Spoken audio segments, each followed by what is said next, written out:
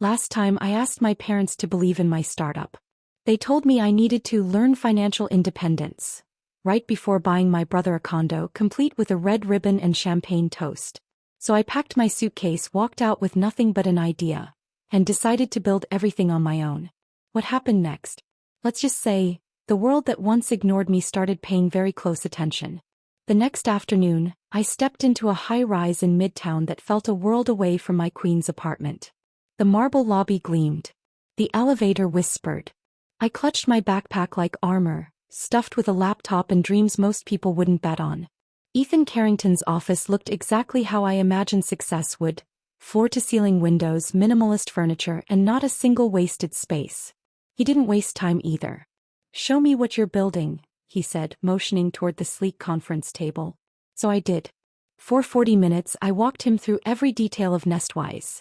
The pain point, the solution, the traction we had so far, and what we needed next. He asked smart questions.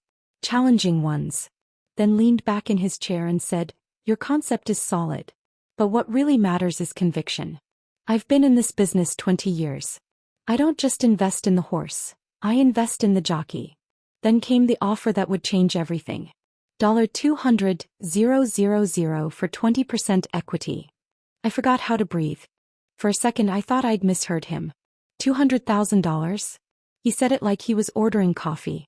Calm, direct, final. But to me it was everything. More than the money, it was something I had begged for in so many quiet ways and never received: belief. "Why?" I asked, voice small, not trusting the room, the moment, or myself. Ethan gave a faint smile. "You're building something you needed. That makes all the difference. There's honesty in this, and hunger. I can work with that." My hands shook as I signed the preliminary paperwork. As soon as I stepped out into the sunlight, I called Ivy and Noah. They screamed so loudly I had to hold the phone away from my ear. We didn't celebrate. Not yet. We went straight to work. The funds cleared 2 weeks later. We used every cent with surgical precision, rented a tiny co-working space, hired 2 junior devs to help Noah, and paid Ivy for full-time design work. I left the barista job the same day. I also moved out of my freezing studio into a modest one-bedroom near the office. For the first time in months I could exhale. But the real work, the real fight, was just beginning. We worked like people who had something to prove, because we did. 12 to 16-hour days. Fast food for dinner, energy drinks for dessert. We napped on the office couch, used dry shampoo like religion, and lived inside whiteboards, Figma files, and GitHub commits. Every bug fix, every pixel, every line of code carried the weight of a second chance. 3 months later we had our beta. It wasn't perfect, but it was real. We launched to 100 test users pulled from our waitlist, student forums, and personal contacts. We watched the dashboard like nervous parents. Every login, every tap, every session tracked in real time. The feedback was immediate and brutal. Slow. Confusing. Couldn't find the right advisor. Felt like a school project. Each comment hit like a bruise on fresh skin. I wanted to scream. Or cry. Or quit. Maybe all three. But then I remembered what Ethan told me. First versions always suck. What matters is how fast you learn. So we learned. Fast. Noah tore apart the backend architecture. Ivy redesigned key user flows. I personally called every negative reviewer asking, what would have made it better? We weren't discouraged. We were ignited. 3 weeks. 2 major updates. Hundreds of lines of new code. Dozens of interface tweaks. We didn't sleep much. But we didn't care. By the end of that 3rd week something changed. The numbers, once flat and uninspiring, started to move. User sessions got longer. Repeat logins increased. Positive reviews began to trickle in, hesitant at first, then confident. This actually helped me understand my loans. My advisor explained credit in a way my parents never could. I just made a budget for the first time in my life. I remember the night we hit 1,000 active users. Ivy showed up with a bottle of cheap champagne and 3 plastic cups. We drank in the office kitchen, sitting on folding chairs, watching the numbers climb like proof we weren't delusional. We were still broke. Still exhausted. But now we had momentum. Then late that night my phone buzzed. A message from Caleb. Happy birthday, sis. Mom and Dad surprised me with a new car. Early graduation gift. Audi. Can you believe it? Miss you. There was a photo attached. Him beside the shiny black sedan, my parents beaming like they were posing for a dealership commercial. I stared at it in silence, jaw clenched. They hadn't remembered my birthday. I didn't cry. Not that night. I just set my phone down, turned back to my laptop and opened our product dashboard. Session times had gone up another 12%. Advisor applications were coming in faster than we could review them. Somewhere in Oregon, a user had just completed her third session, about student debt forgiveness. So I coded. I tested new copy on our landing page. I fixed a bug in the booking system that had been nagging us for days. And in that silence I realized something. Their silence had become my fuel. Every birthday they forgot. Every milestone they ignored. Every time they called Caleb brilliant, and called me headstrong. They taught me more than they ever meant to. Not how to win their approval, but how to live without it. 3 months after our beta launch, a tech journalist found us. She was writing a feature about tools for first-time homebuyers. She booked a session through Nestwise, liked it, and mentioned us in her article. What we didn't know. She wrote for Tech Daily, a major platform with over 4 million readers. The day the article dropped, everything changed. And nothing prepared us for what came next. The article headline read, "I found my financial confidence in 15 minutes, thanks to this startup." Nestwise was mentioned in the second paragraph. By the end of the day we had over 12,000 new signups. Our inbox exploded. So did our servers. Noah barely looked up from his laptop as he fought to keep the platform from crashing. "It's a good problem," he kept muttering, rebooting cloud instances and rewriting scripts with a feverish focus. Ivy was on Slack 24/7 answering questions, onboarding new advisors, managing bugs. I fielded interviews, investor inquiries, and dozens of media requests. That week we barely slept. By Friday we had passed 100,000 users. Suddenly we weren't chasing investors. They were chasing us. Ethan introduced us to new firms, all eager to be a part of our next round. Within 6 weeks we closed a $3 million seed round. We moved into a real office. Hired a proper engineering team. Brought in marketing and customer support. Ivy got her first full paycheck. Noah finally replaced his glitchy laptop. Me. I bought myself a desk. Just a desk. Walnut, clean-lined, mine. It wasn't about money. It was about space. A place to sit. A place to belong. My new apartment was small but sunlit. 1 bedroom, hardwood floors, no roommates and no leaking pipes. I paid the deposit in full with my own money. No cosigner. No just in case from anyone. Every box I unpacked felt like a quiet rebellion. I lined my bookshelf with business books and startup memoirs. On the bottom shelf I placed something else. 5 copies of the magazine that had changed everything. Tech Daily sent us physical issues the day after the article went viral. I kept them not out of vanity but for proof. Proof that I wasn't crazy. Proof that belief, even when self-made, can move mountains. Nestwise was growing faster than we could have imagined. We launched version 2.0 with improved matching algorithms, new advisor onboarding flows, and a polished mobile app. Press coverage kept coming. Our user base passed 500,000. Still, I hadn't spoken to my parents. Not since I walked out with that suitcase. Sophia, sorry Caleb, texted every now and then. Always casual, always polite. I responded just enough to keep the door cracked. But I wasn't ready to open it. Not yet. Because I knew the next knock wouldn't come from him. It would come from them. It came on a Thursday. I was at the office late, reviewing a hiring plan with our new operations lead, when my phone buzzed with a name I hadn't seen in over a year. The message was short. Saw you on the cover of Business Monthly. Dad and I are shocked. Congratulations, Mira. Can we talk? I froze. I hadn't even known the article had gone to print. I hadn't known they still read anything with my name on it. I stared at the screen for a long time. No anger. No heat. Just a strange quiet. Like the moment before a thunderstorm breaks. I didn't respond right away. I couldn't. Instead I searched for the article. There I was, standing in front of our new office, blazer sharp, face half-shadowed by sunlight. The headline read, "The Founder Fighting Financial Inequality, One Microconsultation at a Time." It didn't mention them. Not once. No supportive upbringing. No financial help from family. Just me, the team, the idea, and the work. The version of me they didn't believe in, standing tall in print. And for the first time I wasn't desperate for their words.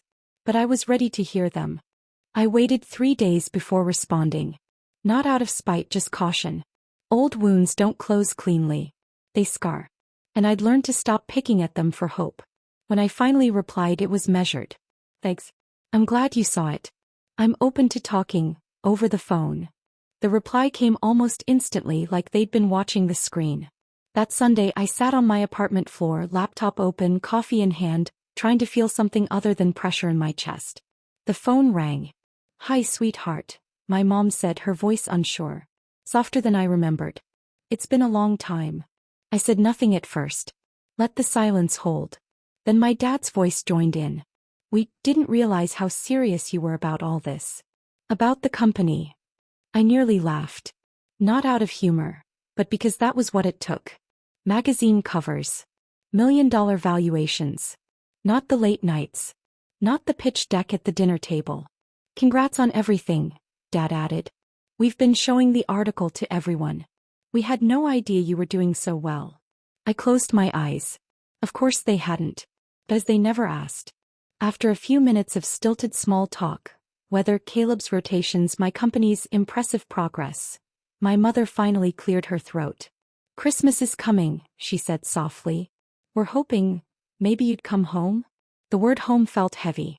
Misplaced. I hesitated, then replied, "I'll come for dinner. But I'm staying at a hotel." Another pause. Then a quiet, "Oi. We'd really like to see you." I ended the call gently but quickly, heart pounding. Not with excitement. With fear. Not the fear of seeing them, but of seeing them still unchanged. Still believing they'd done the best they could. 2 weeks later, I drove a rental car through the same quiet streets I'd once walked home from school. The same porch light glowed above their door, the same flickering reindeer lined the lawn. The same house, but I wasn't the same daughter walking toward it. The door opened before I knocked. My mother stood in the frame, eyes glassy. Her voice cracked. "Mira." She reached out, not boldly but carefully, like I might vanish again. I let her hug me. Briefly. Then stepped inside the house where I'd once asked for belief. This time I brought my own. The dining room looked nearly identical to that night years ago. The night they applauded Caleb's med school acceptance and dismissed my dream like a passing phase. Same lace tablecloth. Same candlesticks. Same china. This time, though, there were small differences. A framed photo of me from the article sat on the buffet, next to the roasted turkey and cranberry sauce. Someone had tried, awkwardly, maybe earnestly, to acknowledge my presence beyond the guest list. We sat. Caleb asked thoughtful questions about the company. I answered carefully, watching our parents more than him. My mother laughed a little too brightly at my stories. My father offered a toast that felt scripted, to Mira, who taught us there's more than one kind of success. I nodded politely, raised my glass, and let the moment float. After dessert there was a silence, not the awkward kind but the kind that waits for truth. My dad cleared his throat. "We made mistakes." My mother reached for my hand, then stopped halfway. "We thought we were being fair. Teaching you independence. But we see it now we weren't." Not really. Their words didn't erase anything. But they were the first ones that tried to. I didn't respond right away. I let their words hang in the air, not to punish them but to make space for how heavy they were. It was the first time I'd ever heard my parents admit they might have been wrong. Still, when my father smiled and said, "But maybe it all worked out for the best," something inside me stiffened. "No," I said gently but firmly. "It worked out in spite of what happened. Not because of it." They fell quiet. "I would have built Nestwise either way," I continued. "But with your support I might have built it faster. Maybe even better." My mom's eyes glistened. She didn't look away this time. "We know," she whispered. "We just didn't know how to see you back then." And that was the truth, wasn't it? They hadn't seen me. Not really. They'd seen a version of me that made them comfortable, responsible, independent, quietly successful. But never visionary. Never worth betting on. "We'd love to help now," my dad offered after a long pause. "Maybe an investment? Retirement's on our mind and we trust your instincts." I smiled, tight, polite. "I can connect you with an advisor." Nestwise has excellent ones for your age group. It landed exactly how I meant it to. Later, as I slipped on my coat in the front hallway, Caleb followed me outside. Snow had started to fall, quiet, delicate, as if even winter was treading carefully. He shoved his hands into his pockets. You know, he said, I didn't really see it either. How different things were for us growing up. His honesty caught me off guard. I just thought you didn't need them the way I did, he continued. You always seemed untouchable. I laughed, but there was no humor in it. No one's untouchable. I just got used to being on the outside. He looked down, kicking at the edge of the snow-dusted porch. I'm sorry. For not noticing. For letting them put everything on you. I looked at him, really looked at him, and saw not the golden child they'd crowned, but a man who'd carried his own kind of pressure. A different kind of expectation. It wasn't your job to fix it, I said. But maybe it's our job to do better now. He nodded. Do you think we could try again? You and me. I held out my hand. One step at a time. And he took it, not as the brother who once got everything but as someone finally ready to share the walk. In the months that followed, I kept my distance, not out of spite but out of self-preservation. I responded to my parents' texts with warmth but set boundaries they weren't used to. I didn't need to be the daughter who proved herself anymore. Instead, I focused on being the woman who built something meaningful. Nestwise passed 1 million users that spring. We expanded into 3 new countries, launched AI-powered advisor matching, and started a scholarship fund for young entrepreneurs without family support, the kind of program I once would have begged for. When Caleb struggled to land a prestigious research internship, I connected him with a contact I met at a fintech conference. He got the role. Helping him didn't feel like betrayal. It felt like evolution. One morning, I received a package at the office. No return address. Inside was a photograph. Me standing on stage at a Women in Tech event, mid-speech, eyes lit with fire. Taped to the back was a note in my mother's handwriting. We should have seen this version of you sooner. Thank you for never giving up on yourself, even when we did. There was no ribbon. No card. But maybe, just maybe, that was the point. The day Forbes published their 30 under 30 list, I was in the middle of debugging a payment processing issue on our app. It didn't hit me until Ivy burst into the office waving her phone, shouting, Mira, you're number 4. There was, my name, my face, my company. A full-page feature. Nestwise. The startup redefining financial access for a generation. The write-up didn't mention my family. Didn't need to. My story was in every line of code, every advisor on board, every user who finally felt seen. That evening, I walked into a bookstore and saw the issue on display. I bought 5 copies. The cashier looked at me, then at the cover, then back. Wait, this is you? I nodded and for the first time didn't downplay it. Yeah. That's me. He smiled. That's badass. And it was. But it wasn't the fame or the funding or the glossy profile that made me feel whole. It was knowing I didn't need anyone's permission to become who I was meant to be. They told me, you're on your own. And I was. But I turned that isolation into independence. And that independence into impact. Red ribbons fade. But legacy? Legacy is self-made. If this story spoke to something in you, that quiet part still waiting to be seen, still building in the dark, don't keep it to yourself. Like this video. Share it with someone who's chasing something no one else understands. And if you haven't yet, subscribe, because I'm not done telling stories for the ones who were counted out. Drop a comment below and tell me, have you ever had to choose yourself when no one else would?